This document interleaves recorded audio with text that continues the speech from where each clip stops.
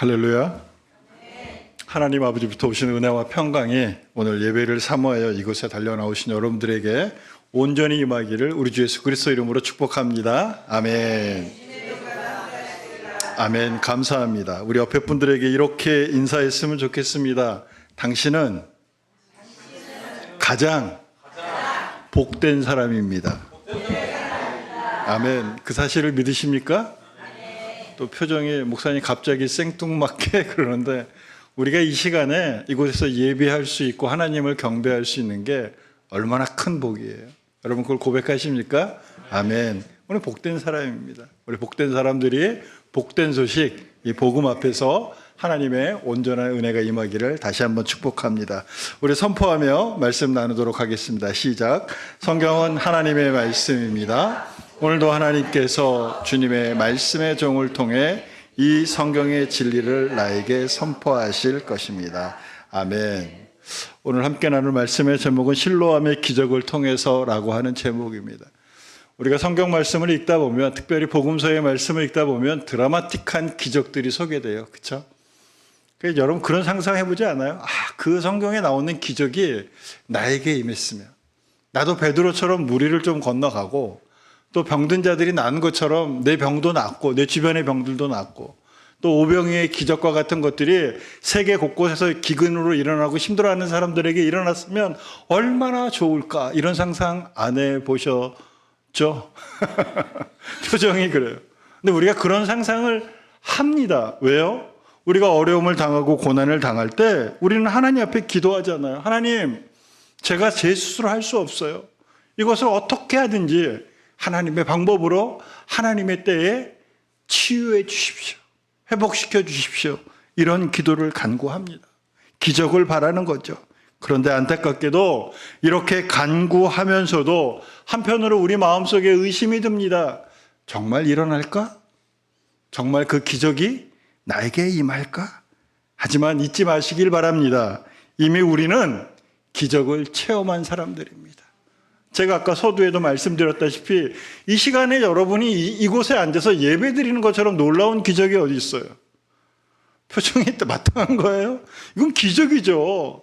세상 사람들은 이해할 수 없어요. 이 귀한 시간에 쉬고 좋은 데 놀러도 가고 또 장사도 하고 하면 더 여러 가지가 이득이 있는데 이 시간에 여기 앉아 있다고? 여러분은 또 온 천하 우주 만물을 만드신 하나님을 나의 아버지로 고백하시잖아요. 이거보다 더 귀한 기적이 어디에 있겠습니까? 오늘 이제 이 말씀 실로암의 기적을 통해서 오늘도 나에게 임하시는 하나님의 기적과 은혜에 대해서 구체적으로 함께 은혜 나누기를 주의 이름으로 축원합니다. 오늘 본문에 나오는 9장의 말씀은 시각장애인이 눈을 뜨는 장면입니다. 이 시각장애인은 날 때부터 앞을 보지 못했어요. 그래서 모든 것을 정확히 알 수 없었습니다. 손으로 사람들의 이야기를 듣고 상상을 하는 거죠. 뭐가 있어? 그러면 그런가 보다. 또 당시의 사회 여건상 이 시각장애인이 할 수 있는 일은 거의 없었습니다. 그래서 그는 매일 아침 누군가의 손에 이끌려 사람이 많이 다니는 곳에 앉아 하루 종일 구걸하는 것이 그의 일이었습니다. 그런데 그런 시각장애인에게 오늘 주님이 찾아오십니다. 1절의 말씀입니다. 함께 봉독해 봅니다. 시작. 예수께서 길을 가실 때에 날 때부터 맹인된 사람을 보신지라. 오늘 본문에 보면 예수님이 맹인된 사람을 보신지라라고 기록되어 있습니다. 그런데 헬라어 원문에 보면 이 보다라고 하는 단어가 에이도라고 되어 있습니다. 이 에이도는요, 단순히 그냥 보는 것이 아니에요. 그냥 눈에 들어오는 것, 우연히 보는 것이 아니라 알다, 인지하다의 뜻이 있어요. 나 저 사람 알아 그러잖아요. 그거예요, 바로. 주님이 이 시각장애인을 우연히 본 것이 아니라 이미 그를 인지하고 그를 알고서 그 자리에 찾아가신 거예요. 그런데 이 시각장애인을 대하는 제자들의 반응이 어떻습니까? 오늘 2절의 말씀을 보면 이들이 이렇게 물어봅니다. 선생님, 이 사람이 맹인으로 난 것이 누구의 죄 때문입니까? 자기의 죄 때문입니까? 아니면 부모의 죄 때문입니까? 왜 이런 질문을 했을까요? 그것은 당시 유대 사람들이 갖고 있는 전통적인 관습에 의한 편견이에요. 이들은 장애를 갖고 태어난 것을 죄의 결과로 여겼습니다. 그래서 본인의 죄든지 부모의 죄로 인해서 이러한 결과가 있다라고 생각한 거죠. 참 어리석은 생각입니다. 이러한 제자들의 잘못된 관점으로 이 시각장애인을 평가하고 있을 때 우리 주님이 뭐라고 말씀하시는지 성경은 이렇게 기록되어 있습니다. 3절의 말씀 함께 봉독해 봅니다. 시작. 예수께서 대답하시되 이 사람이나 그의 부모의 죄로 인한 것이 아니라 그에게서 하나님이 하시는 일을 나타내고자 하심이라. 아멘. 정말 놀라운 선포 아니에요? 이 사람이 죄로 인해서 장애를 가진 게 아니야. 이 사람에게 하나님께서 하실 일을 나타내고자 이 상황이 벌어진 거야. 정말 이 주님의 말씀대로 받아들이면 은혜가 되죠. 그런데 이게 그렇게 간단한 일은 아닐 것 같아요. 왜냐하면 이 어려움을 당하는 당사자의 입장에서, 특별히 이 장애를 가지고 이 일평생을 살았던 이 사람의 입장에서 본다면 이 장애는 끔찍한 고통이었을 거예요. 오늘 성경에 보면 장성할 때까지라고 하는 기록들이 있습니다. 그러면 이 시각장애인의 나이가 대략 한 18, 19쯤 됐을 거예요. 그러면 18년에서 19년 동안 어떤 일이 있었던 거예요? 시각장애를 가지고 고통과 멸시와 천대를 받으며 살았던 거예요. 하나님이 나타내고자 하시는 일 때문에 참을 수 있는 시간치고는 너무 길지 않아요? 그리고 그것이 내일이라면 이것을 어찌 그렇게 간단하게 이야기할 수 있을까요? 사랑하는 여러분, 우리에게 임하는 원치 않는 어려움도 마찬가지입니다. 우리는 어려움과 역경을 당할 때, 특별히 고난을 당할 때 하나님이 나를 단단하게 하실 거야, 하나님이 이 기회를 통해서 나를 더 잘 쓰실 거야 라고 기도하고 간구하지만 실상 우리 안에 그 시간을 견뎌낸다는 것은 너무나도 힘들고 너무나도 어려운 일이기 때문입니다. 그래서 우리는 이 힘듦과 고난이 닥칠 때 이런 생각하잖아요. 내가 무엇을 잘못했나? 내가 뭔가 하나님 앞에 벌 받나? 그리고 원망하며 이런 의문을 갖습니다. 하나님, 왜 하필 나에게 이런 일이? 오늘 본문에서 만난 시각장애인도 마찬가지의 상황이었어요. 평생 장애를 가지고 태어난 것을 원망했을 것입니다. 그리고 그날도 평상시와 마찬가지로 본인의 의지와는 상관없이 누군가의 손에 이끌려 구걸하기 위해 그곳에 앉아 있다가 주님을 만나게 된 것이죠. 그 순간 그를 평생토록 괴롭히던 이 시각장애는 하나님의 영광을 드러내는 가장 귀한 도구로 변화됩니다. 사랑하는 여러분, 지금 여러분을 평생토록 괴롭히고 지금 나를 가장 힘들게 하는 문제 속에 처해 계십니까? 아직 해결되지 않은 많은 혼란 속에 휩싸여 계십니까? 오늘 나를 부르신 주님이 이 고난과 역경을, 이 문제와 재앙을 하나님의 뜻을 이루기 위해서, 다시 말해 주님의 기적이 임하기 위해서 사용하심을 잊지 마시기를 주님의 이름으로 축원합니다. 이어서 주님은 4절과 5절 이 찾아온 시각장애인에 대해서 빛에 대해 말씀을 선포하십니다. 4절과 5절 말씀을 교독합니다. 때가 아직 낮음에 나를 보내신 이의 일을 우리가 하여야 하리라. 밤이 오리니 그때는 아무도 일할 수 없느니라. 아멘. 성경에서 이 빛은 하나님의 임재요 예수 그리스도의 존재를 나타냅니다. 창세기에 보면 하나님께서 천지를 창조하실 때 명하십니다. 빛이 있으라. 그리고 요한복음 1장은 빛 대신 예수 그리스도에 대해서 분명히 이렇게 선포합니다. 4절과 9절 말씀입니다. 교독합니다. 그 안에 생명이 있었으니 이 생명은 사람들의 빛이라.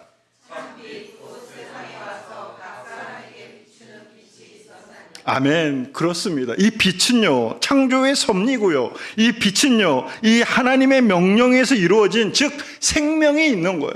어둠 속에 생명은 존재할 수 없습니다. 그러나 빛이 임할 때 그것이 아무리 척박한 곳이라도 그곳에 싹이 움트고 줄기가 자라며 열매를 맺게 되는 생명이 임하는 것이죠. 빛은요, 어둠 속에서 절대 알 수 없는 정확한 인식, 깨달음, 올바름을 우리에게 갖고 옵니다. 그래서 혼돈의 세상과 어둠의 세상과 죄의 세상에서 빛 대신 예수 그리스도로 말미암아 모든 것이 만천하에 드러나게 되는 것입니다.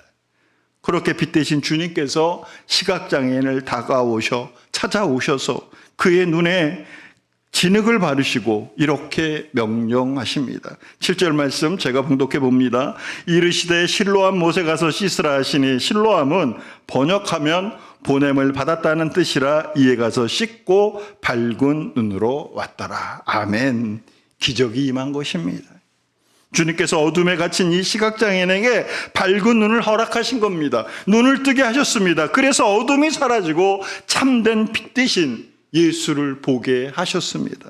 사랑하는 여러분, 지금 내 삶이 육신의 질병으로 어려움을 겪고 있고 물질의 문제와 끊어진 관계와 삶의 여러 가지 문제 속에 살고 있을 수 있습니다. 또한 이러한 삶의 문제뿐만이 아니라 신앙의 어둠 속에 거할 수도 있습니다. 매일 기도하여도 뭔가 풀리지 않는 답답함이 내 안에 있습니다. 예배를 드려도 기쁨이 없고 기도하여도 기도가 되지 않는 이 신앙의 어둠 속에 처해 있을 수 있습니다. 마치 신앙의 장님처럼, 신앙의 시각장애처럼 어두워 아무것도 볼 수 없는 우리의 상태. 그러나 오늘 주님의 말씀을 통해 위로받으시기를 바랍니다. 사랑하는 아들아, 사랑하는 딸아, 삶의 장애와 같은 너의 모든 상황에, 너의 그 모든 어려움이 너의 잘못이나 너로 인해 생긴 문제가 아니야. 하나님께서 이제 너에게 하시는 일을 나타내고자 함을 잊지 말아라. 이 놀라운 주님의 위로의 말씀이 여러분과 함께하기를 우리 주 예수 그리스도 이름으로 축원합니다. 이렇게 예수님께서는 시각장애인의 눈에 진흙을 바르고 실로암 연못에 가서 씻으라 할 때 그 사람은 묵묵히 순종하였습니다. 그는 예수님의 말씀을 믿었기에 실로암 연못으로 가서 씻었습니다. 그런데 여러분, 이런 상상을 해볼 수 있지 않을까요? 제가 말씀을 준비하다가 사람들이 8절에 보면 그가 구걸하던 사람이었다라는 것을 기억하는 기록을 보게 됩니다. 아마도 그 당시에 사람들이 많은 왕래가 있는 곳에서 구걸하여 앉았을 것이고, 사람들의 많은 왕래가 있는 곳을 추적해 보면 성전 미문쯤 될 것 같아요. 여러분 알잖아요. 안진뱅이가 성전 미문에 앉았을 때 베드로와 요한이 일어나 걸으라고 명령한 곳, 그곳에 거린들이 많았어요. 왜? 사람들의 왕래가 많았으니까. 그래서 제가 이런 추론을 한번 해봤습니다. 만약에 사람들의 왕래가 많았던 그 예루살렘 성전 미문이 저쪽에 있다면 거기서 실로암 연못까지는 약 1km 남짓되는 거리더라고요. 또 친절한 금자씨가 이게 다 재봤어요. 거기가 순례의 길이라고 저기도 지금도 사람들이 다녀요. 1.2km 정도면 건강한 사람이 약 10분에서 15분 정도 걸어갈 거리예요. 그렇게 먼 거리가 아닙니다. 그런데 이 시각장애인의 입장에서 한번 생각해 보자고요. 한 번도 본인 스스로 걸을 수 없었던 그 길을 이 시각장애인은 벽을 더듬고 땅을 기면서 걸었을 거예요. 그거는 성전을 향하는 길이기 때문에 옆에 있는 그림처럼 사람들이 많았고 장사치도 많았고 북적거리는 거리였어요. 욕을 욕대로 먹었겠죠, 이 장님 주제에. 그러나 거기서 이 시각장애인이 포기했어요? 아니에요. 성경 어디에도 포기했다는 말은 없어요. 실로암 연못까지 갔다고 되어 있죠. 그러나 그 길이 얼마나 처참한 길이었겠어요. 포기하지 않고 땅을 더듬으면서 이 사람 저 사람을 붙잡고 간절히 물었겠죠. 여보시오, 실로암으로 가는 길이 어디요? 실로암으로 가는 길이 어디요? 그렇게 실로암으로 온몸의 감각을 총동원하여 넘어지고 일어서고 예수 말씀 붙들고 그 걸음을 감당해서 갔을 것입니다. 그리고 마침내 포기하지 않은 결과 그는 드디어 태어나서 한 번도 보지 못했던 세상을 보게 됩니다. 저는 오늘 본문의 말씀을 묵상하면서 우리의 삶도 이럴 수 있겠구나. 내 삶이 어두움에서 빛으로 옮겨질 때 이 시각장애인과 같은 순종과 수고가 내 삶에 반드시 필요한 것이구나. 어쩌면 나는 지금 성전 미문에서 예수님을 만나 내 눈에 진흙이 발려졌고 저 실로암을 향해 믿음을 가지고 기고 기며 사람들의 온갖 비난과 욕을 먹어가며 나는 믿음으로 그 길을 가고 있구나. 사랑하는 여러분, 지금 어떠한 어려움 속에 계십니까? 여러분은 성경에서 말씀하시는 너에게 모든 것이 족하니라, 모든 은혜가 너에게 임하리라는 말씀을 믿으십니까? 아멘. 그렇다면 우리는 이제 눈에 진흙을 바른 사람이에요. 우리의 여정은 실로암을 향해 가는 여정일 뿐입니다. 성경은 수많은 선례들을 통해서 우리에게 그 사실을 이야기합니다. 이스라엘 백성들이 40년간 광야에서 그렇게 헤매던 시간이 어떤 시간이었어요? 출애굽 이후예요. 하나님이 약속하신 가나안 땅이 선포된 이후예요. 그러나 그들에게 40년의 시간은 실로암 연못을 향하는 발걸음임을 우리가 잊지 말아야 합니다. 또한 요셉이 총리 대신이 되어 그의 가족과 이스라엘 민족을 사왔던 그 시간 전까지 요셉의 신분은 어땠습니까? 노예였고 죄수였습니다. 그러나 하나님은 그 기다림의 시간, 실로암의 기적을 향하는 시간을 허락하셔서 마침내 그들을 구원하셨습니다. 정말 어두움에서 빛으로 가는 여정은 고난과 어려움이 동반되는 그러한 길일 수 있습니다. 왜냐하면 예수님께서 그 길을 가셨잖아요. 주님께서 가신 십자가의 길이 그렇지 않아요? 하나님은 이미 말씀을 통해서 너희에게 메시아가 임할 것이다, 너희에게 구원이 임할 것이다, 너희에게 참 생명이 임할 것이다 말씀하시며 예수 그리스도를 사람된 몸으로 이 땅에 보내셨잖아요. 그런데 주님이 그 길을 감당하셨기에, 그 십자가의 길을 감당하셨기에 온갖 멸시와 천대와 조롱과 비판을 참아내셨기에 우리에게 구원의 영광이 임한 것처럼 우리의 삶도 그렇게 주님의 은혜 가운데 걸어가는 삶임을 잊지 마시기를 다시 한번 주의 이름으로 부탁드립니다. 사랑하는 여러분, 지금 고난과 역경 가운데 힘든 일을 걸으십니까? 내가 이제 세상 거 다 포기하고 하나님 말씀대로 살려고 결단했는데 이전에 경험해보지 못했던 어려움 속에 혹시 처해 계십니까? 그렇다면 지금 여러분은 어두움에서 빛으로 옮겨지는 실로암의 여정 속에 있음을 잊지 마시기를 부탁드립니다. 그 끝은 절망이 아니요, 빛 대신 하나님, 나의 눈을 뜨게 하시는 주님이 계시기에 오늘도 우리는 묵묵히 이 길을 승리하며 걸어갈 수 있기 때문입니다. 그렇게 주님의 은혜로 이 시각장애인은 드디어 눈을 떴습니다. 그런데 어찌된 일인지 더 어려움에 처하게 돼요. 바리새인들이 이를 잡아다가 문초하죠. 어떻게 문초합니까? 너를 눈뜨게 한 이가 누구냐? 내가 정말 날 때부터 맹인이었던 것이 맞느냐? 믿지를 못하는 거예요. 그래서 이 시각장애인은 주님의 뜻에 따라 순종한 결과가 이제 고난 끝 행복 시작이어야 되는데 더 어려움을 겪는 거죠. 심지어 본인뿐만이 아니라 자신의 부모까지도 이 고초를 당합니다. 아마도 이 시각장애인이 눈을 뜨지 않았다면 이는 그렇게 성전 민문에 앉아서 구걸하며 살았을 것이고 평생 이 바리새인들을 만날 일이 없었을 거예요. 문초를 당한 일도 없었을 거예요. 그러나 순종하였기에 이 어려움을 당합니다. 그런데요, 이 사람이 변화됐어요. 여러분들, 이 사람의 변화를 우리는 무엇으로 추론할 수 있냐면 예수님에 대한 호칭으로 추론할 수 있어요. 그가 처음 눈을 떴을 때 그는 예수님을 뭐라고 칭했는지 아세요? 11절 말씀 한번 봅시다. 대답하되 예수라는 그 사람이 진흙을 이겨 내 눈에 바르고 나더러 실로암에 가서 씻으라 하기에 가서 씻었더니 보게 되었노라. 사람들에게 증언할 때의 말이에요. 예수를 누구라고 그래요? 그 사람이라고 그래요. 그 사람. 제3자적 칭호죠. 그리고 계속해서 바리새인의 문초가 이어지는데 이 사람의 태도가 어찌된 일인지 위축되기보다는 이전보다 더 당당해집니다. 그가 눈뜬 날이 안식이라는 이유로 바리새인들이 예수님을 하나님으로부터 온 사람이 아니라고 부정할 때 그는 담대하게 이렇게 선포합니다. 17절 말씀을 같이 봉독해 봅니다. 시작. 이에 맹인되었던 자에게 다시 묻되 그 사람이 내 눈을 뜨게 하였으니 너는 그를 어떤 사람이라 하느냐? 대답하되 선지자이니이다 하니 아멘. 그 사람이라고 했던 예수님의 호칭이요, 선지자로 바뀌었어요. 놀라운 변화 아니에요? 당시에 예수를 선지자라고 얘기하면 출교당합니다.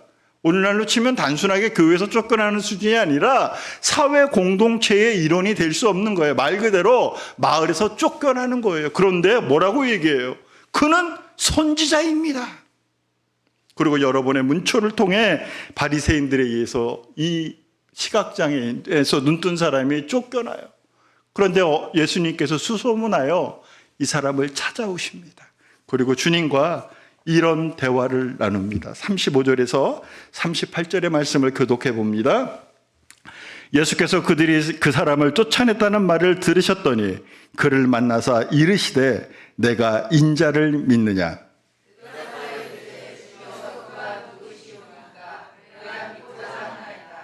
예수께서 이르시되 내가 그를 보았거니와 지금 너와 말하는 자가 그이니라. 아멘. 이 사람의 변화가 나타나 있잖아요. 여러분 한번 보세요. 예수님을 그 사람이라고 얘기했던 사람이요, 선지자라고 고백을 하더니 이제 나의 주님으로 바뀌었어요. 이것이 바로 실로암의 기적을 체험한 사람의 변화입니다. 하나님의 은혜를 경험한 참된 신앙인의 모습입니다. 실로암 연못에 가서 진흙 바른 눈을 씻으라는 명령에 순종했더니 마침내 눈을 뜨게 된 이 시각장애인은 드디어 참된 진리이신 예수 그리스도를 알게 된 것이죠. 단순히 육적인 눈만 뜬 것이 아니라 영적인 눈이 뜨게 된 것입니다. 할렐루야. 사랑하는 여러분, 여러분은 어둠의 세상에서 빛으로 옮기신 주님을 어떻게 고백하십니까? 그리고 나에게 임한 구원의 은혜를 어떻게 고백할 수 있겠습니까? 오늘 시각장애인했던 이 사람의 고백, 주여 내가 믿나이다, 주는 나의 구주이십니다 라는 고백이 우리 모두의 고백이 되기를 주님의 이름으로 축원합니다. 왜냐하면 이 고백은 오직 어두움에서 빛으로 옮겨진 자만이 할 수 있는 참된 고백이기 때문입니다. 이제 말씀을 정리합니다. 이러한 엄청난 은혜의 광경이 일어났습니다. 시각장애인이 눈을 떴습니다. 그런데 바리새인들은 미동도 하지 않습니다. 그들은 자신의 기득권을 지키기 위해 안달이 났습니다. 그래서 시각장애인이 눈뜬 사실, 그곳에 주님의 임재한 은혜를 외면한 채 오직 자신들의 주장으로 진리를 부정합니다. 이들이 드러내는 말은 무엇이었습니까? 말씀이었어요. 율법이었어요. 그러나 이들은 하나님에 대해서는 잘 알고 있지만, 하나님에 대해서는 그토록 주장하고 있지만 그 목적이 어디에 있어요? 자신의 신분, 기득권을 유지하는 데 있는 것이죠. 그러나 이 시각장애인은요, 목숨을 걸고 주님을 고백합니다. 주님께 간구합니다. 이것이 우리가 가져야 될 참된 자세예요. 이 치유의 사건을 통해서도 바리새인들의 태도는, 그들은 아주 이유 같지 않는 이유, 네가 눈뜬 날이 안식일이라는 이유로 실로암의 기적을 외면했습니다. 또 이 사람을 문초하다가 그의 말투를 핑계 삼아 기적의 사실을 외면합니다. 결국 이들은 빛 대신 주님을 직접 보고도, 또한 기적이 일어난 현장에 있었음에도 불구하고 진리 대신 예수님을 부정하고 기적을 부정하고 죄 속에 빠져 있었던 것입니다. 이러한 바리새인을 향해 주님이 경고의 말씀으로 오늘 이렇게 얘기하십니다. 한 절씩 교독해 봅니다. 예수께서 이르시되 내가 심판하러 이 세상에 왔으니 보지 못하는 자들은 보게 하고 보는 자들은 맹인이 되게 하려 함이라 하시니,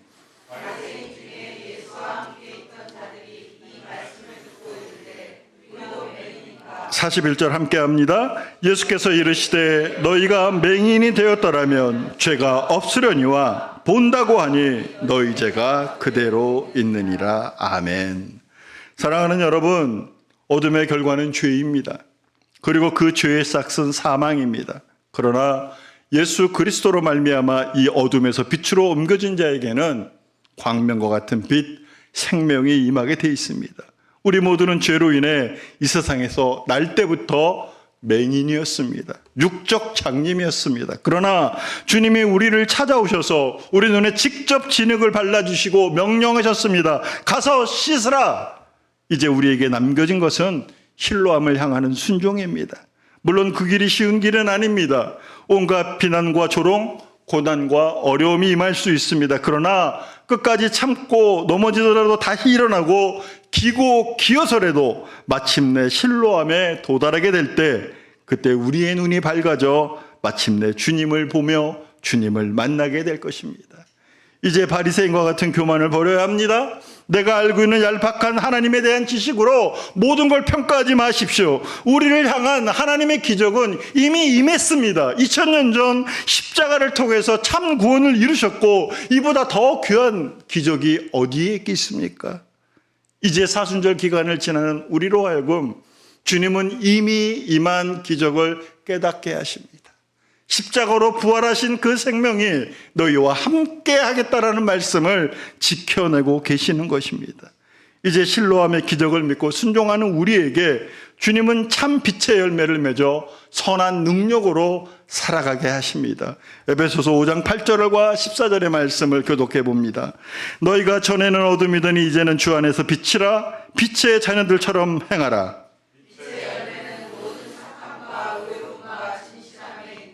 주를 기쁘시게 할 것이 무엇인가 시험하여 보라.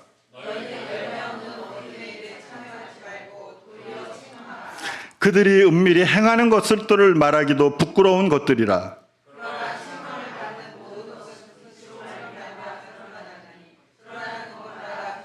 14절 함께합니다. 그러므로 이르시기를 잠자는 자여 깨어서 죽은 자들 가운데서 일어나라. 그리스도께서 너에게 비추시리라 하셨느니라. 아멘.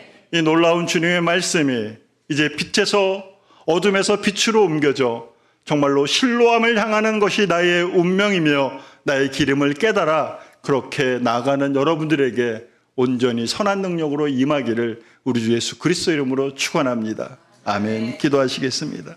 사랑의 아버지 하나님, 우리는 이 땅을 살아가며 삶의 문제, 시각장애인과 같이 앞이 깜깜한 어두움 속에서 빛을 발하는 기적을 간구합니다.